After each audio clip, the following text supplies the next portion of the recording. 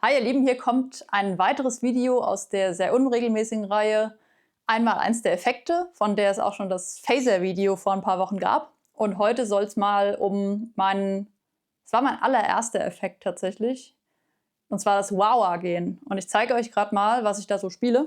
Also dieses kleine handliche Gerät ist mein Crybaby Kirk Hammett Wah. Das habe ich wirklich auf dem Höhepunkt meiner Metallica-Fanphase gekauft. Es ist nicht mehr ganz neu. Ich könnte auch sagen, es sieht inzwischen aus wie Arsch irgendwie, aber ja, tut immer noch irgendwie seinen Dienst. Ich glaube, ich hatte das, also ungelogen, ich habe das gekauft, da habe ich noch meinen Line 6 Spider 4 damals gespielt. Und ja, ich habe das völlig schamlos da einfach davor gehängt. Das klang wahrscheinlich nicht besonders gut. Aber irgendwann hatte ich dann meinen ersten richtigen Röhrenamp, den Orange, und dann klang es irgendwie besser und habe mir auch ein Pedalboard um das Ding herum aufgebaut. Woher das hier kam, das kam daher, dass es auf dem Pedalboard meinen Klettverschluss nicht so ganz mitgemacht hat und dieses Ding immer unten gegen meinen Tuner, der auf der anderen Seite genauso aussieht, gerutscht ist. Macht ja nichts, es soll ja gut klingen und gut aussehen. Ja, und jetzt zeige ich euch einfach mal, was man damit so alles machen kann, weil so ein Wah-Wah ist sehr, sehr, sehr vielseitig. Man kann es wunderbar in verschiedenen Stilen und für verschiedene Sachen, die man so haben will, Effekte einsetzen. Legen wir einfach mal direkt los. Es gibt ja so einige ganz klassische Einsatzgebiete, wo man direkt so dran denkt, wenn man, Wah-Wah, zum Beispiel so Hendrix.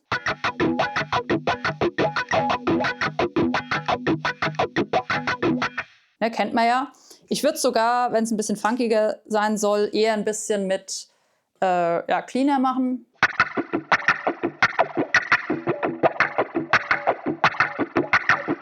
Das mache ich einfach mit so Ghost Notes. Und da seht ihr schon, es ist nicht völlig komplett egal, wie man das Wah-Wah tritt, sondern ich mache es immer so, hat ja sicherlich auch jeder irgendwie seinen Stil, aber üblicherweise macht man es eben so, wenn man jetzt zum Beispiel irgendwie so funky spielt und man hat so Oktaven.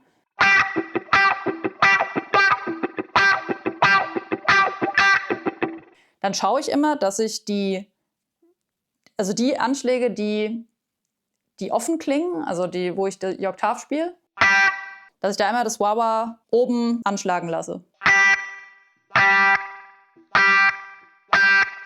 Und dann, wenn ich hier bin, dann habe ich eher so, weil ich will nicht, da will ich eher meine Chords haben. Also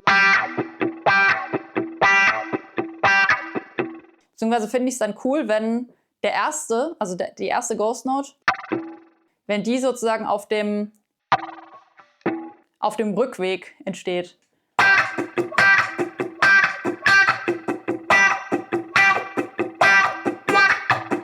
Man fühlt sich fast wie so ein Schlagzeuger, der ja auch immer genau überlegen muss, wann er zum Beispiel die Bassdrum tritt. Es ist nicht einfach irgendwie, dass man da wild mit diesem Pedal da rumhantiert, sondern ich würde mir eben immer überlegen, okay, wie schlage ich mit der Hand an?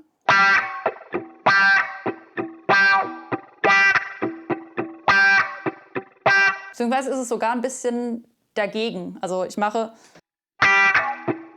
soweit alles gut.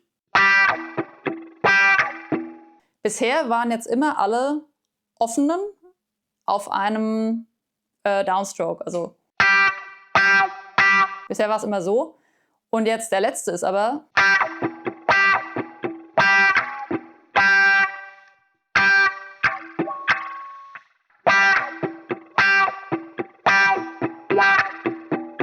Und dann die letzten mache ich eigentlich immer. Schreibe ich euch auch nochmal auf. Da gibt es nämlich eine besondere Schreibweise, und zwar mit diesen Plussen. Das bedeutet immer, dass man drauf tritt, und der Kreis bedeutet, dass man so runter geht. Gibt es oft in der Gitarrenschreibweise. Bei Tabs und so weiter kann man sich dann dran halten, aber man kann auch so ein bisschen für sich selbst überlegen, wie man das gerne hätte. Weil, also Wah-Wah ist, glaube ich, eine der Sachen, das kann man nicht so richtig verschulbuchisieren. Das ist einfach, manche machen es halt so, andere machen es so, aber dass es da die richtige Anwendungsweise gibt, nein, also eigentlich nicht. Ähnlich ist es, wenn ich jetzt zum Beispiel so Single-Note-Riffs habe, also zum Beispiel.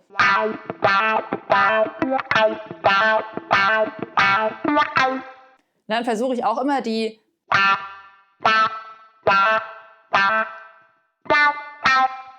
Da will ich eben auf den offenen Anschlägen will ich immer das Wah zu haben. Was sehr Hendrixy ist auch, ist, dass man einfach so ein Hammer-on, Pull-off-Ding macht.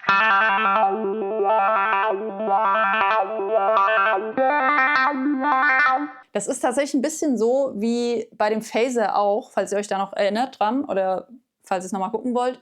Da habe ich ja auch gesagt, dass der Effekt das gut funktioniert, wenn man ungefähr, ja, es ist ein bisschen anders. Der Phaser war lange Töne, die sich aber wiederholen. Und beim Wah-Wah ist es so ein bisschen egal, ob es jetzt super langsam ist oder ob es schnell ist, aber auf jeden Fall dieses Wiederholende, weil es ist ja ein Filter und der Witz an einem Filter ist ja, dass der sich immer, also das Signal, das einigermaßen gleichbleibende Signal immer verändert.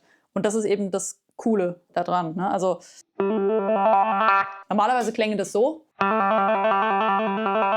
Es ist so mäßig spannend. Jetzt klingt es aber. Es klingt schon so, als würde er mindestens 15 Jahre länger Gitarre spielen. Und ja, es bringt einfach so diesen auch in die Funkdinger, in die Oktaven. Das kann man natürlich auch wollen, ist auch cool, aber das hier bringt einfach nochmal das gewisse Extra. Und immer so weiter.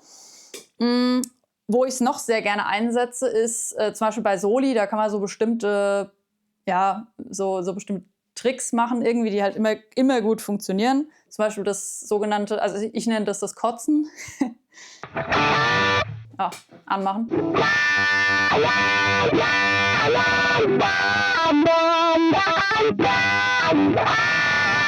Heutzutage bestehen leider Kirk-Hammett-Solos zu 90% gefühlt daraus. Deswegen, ja, kann man jetzt drüber diskutieren, aber vielleicht macht das es ein bisschen einfach. Aber vielleicht findet es auch einfach geil, dann ist doch cool. Jetzt kann man zum Beispiel auch noch das, was ich eben auch gesagt habe, mit dem das kann man jetzt natürlich auch noch ein bisschen spannender gestalten. Also zum Beispiel so, ja, fast so ein Einhand-Tapping. Ich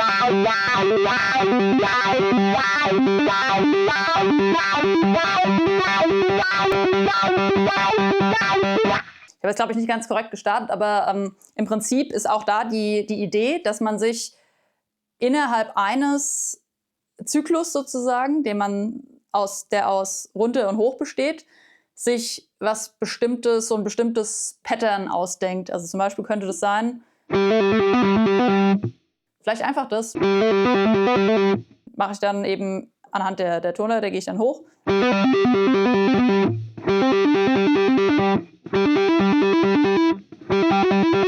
Man kann sich immer so ein Pattern dazu denken.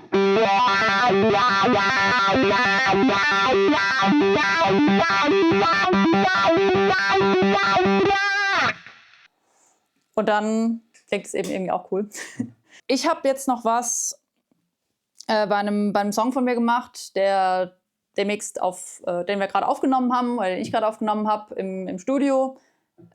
Vielleicht kennt ihr ja auch die Videos dazu. Wenn nicht, guckt es euch gerne nochmal an. Hier nochmal der freundliche Hinweis, das Projekt kann man auch unterstützen. Auf Startnext mache ich ein Crowdfunding für das Album. Auch darüber habe ich schon geredet, wofür das Geld eingesetzt wird und so weiter und was da so an Arbeit dranhängt, wenn man so ein Album macht. Schaut es euch gerne an und ja, würde mich freuen, wenn ihr das ein bisschen unterstützt. Ansonsten zeige ich euch jetzt einfach mal, was ich da mir so gedacht habe und was ich da so gemacht habe. Im Hintergrund ist so ein bisschen so ein Heavy-Part eigentlich. Und ich mache darüber jetzt eben so Oktaven, wie ich es vorhin auch so ungefähr gezeigt habe.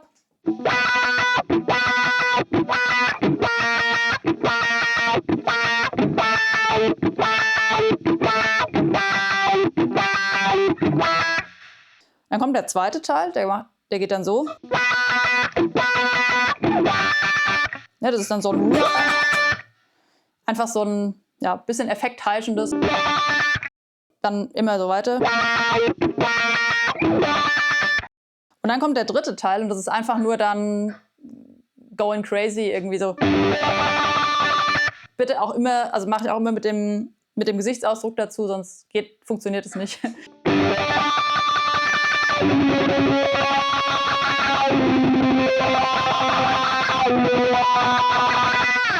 Ja, und dann startet halt das Solo.